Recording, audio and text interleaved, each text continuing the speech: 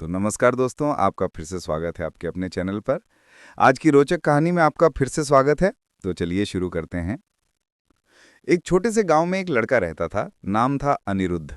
वो पढ़ाई में तो तेज तर्रार था, लेकिन उसका मन हमेशा इधर उधर भटकता रहता।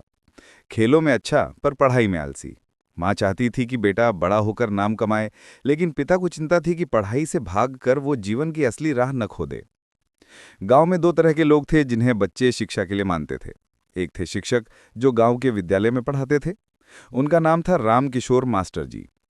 वे सख्त नियमों और अनुशासन में विश्वास रखते थे।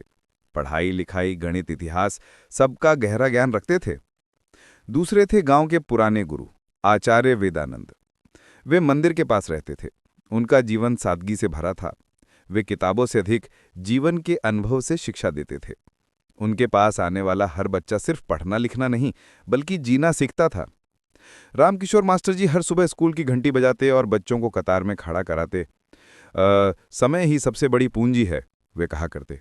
पढ़ाई में लापरवाही बर्दाश्त नहीं करते। जिसने काम नहीं किया उसे दंड मिलता। अनिरुद्ध को यह सब भारी लगता। वो सोचता कि क्या सचमुच जीवन सिर्फ किताबें रटने में है। लेकिन मास्टर जी का दबाव इतना था कि वो पढ़ने से भाग नहीं सकता था। दूसरी ओर आचार्य वेदानंद बच्चों को नदी किनारे ले जाते। वहां वे कहते, देखो, यह बहता जल हमें सिखाता है कि रुकना नहीं चाहिए।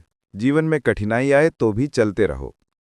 कभी वे पेड़ की छाया में बैठकर समझाते, जैसे ये वृक्ष दूसरों को छाया देता है, वैसे ही मनुष्य को दूसरों के लिए उपयोगी बनना चाहिए।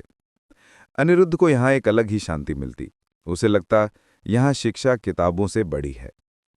धीरे धीरे गांव में चर्चा होने लगी कि बच्चे गुरुजी के पास अधिक जाते हैं और मास्टर जी की कक्षा में ध्यान कम देते हैं। मास्टर जी को यह अच्छा नहीं लगा। उन्होंने पंचायत में शिकायत की, अगर बच्चे सिर्फ कहानियां और उपदेश सुनेंगे तो गणित विज्ञान कौन सिखाएगा। बिना शिक्षा बिना अंक ज्ञान के कोई भी जीवन में आगे नहीं बढ़ सकता। गुरुजी मुस्कुराए और बोले, रामकिशोर जी, मैं आपकी विद्या का आदर करता हूं, पर जीवन केवल अंकों से नहीं चलता।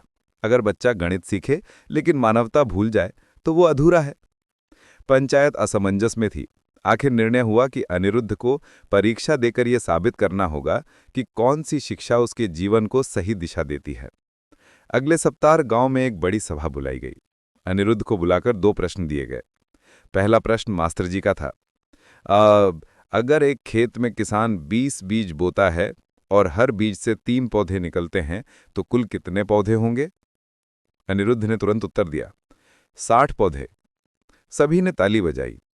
फिर गुरुजी ने अपना प्रश्न रखा, अगर वही किसान मेहनत करे पर बारिश ना हो तो क्या होगा, और अगर बारिश हो लेकिन किसान आलसी हो तो क्या होगा। अनिरुद्ध कुछ देर सोच में पड़ गया। फिर बोला, गुरुजी, अगर बारिश ना हो तो किसान को कठिनाई आएगी, लेकिन वो कोशिश करेगा, तालाब से पानी लाएगा। और अगर बारिश हो लेकिन किसान आलसी हो तो फसल बर्बाद हो जाएगी।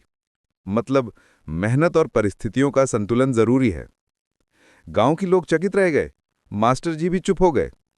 उस दिन गुरुजी ने समझाया, मास्टर जी हमें गणना, लेखन और ज्ञान देते हैं, ये बहुत आवश्यक है, पर गुरु का काम है बच्चे को ये सिखाना कि ज्ञान का उपयोग कैसे और कब करना है। मास्टर जी ने भी स्वीकार किया, हाँ, विद्या और विवेक दोनों साथ हों तभी शिक्षा पूर्ण होती है। सिर्फ किताब या सिर्फ अनुभव से बात नहीं बनती।